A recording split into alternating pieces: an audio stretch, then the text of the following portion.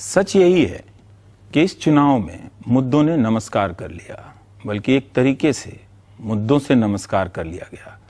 मुद्दे जो हैं वो शिमला चले गए हैं। इसलिए हमने ट्राई किया कि राजनीति से हटकर कुछ किया जाए। वो तो उन चुनावों की बात थी जब जनता मुद्दों की बात करती थी, गरीबी, भूखमरी, बेरोजगारी, शिक्षा, फीस। दीवारों पर नारे लिखे होते थे, सबको काम सबको नाम। अब अचानक हर कोई मुद्दा मुक्त फील करने लगा है। देयर इज नो इशू यार।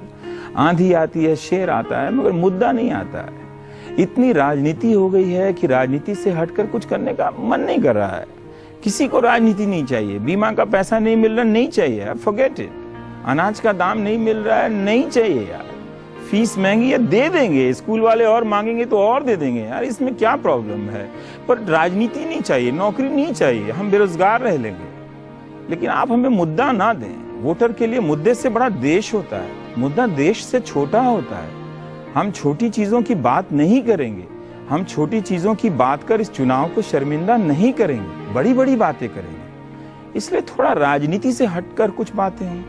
और ये क्राइसिस सिर्फ वोटर का नहीं है, अपने कार्यकर्ताओं का है। 5 साल काम करो, फिर अचानक विजेंद्र आ गए, उनका स्वागत करो।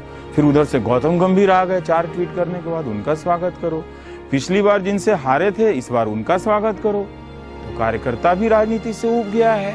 इनका कब स्वागत करना है, कब विरोध करना है, डिफिकल्ट क्वेश्चन में फंस गया है।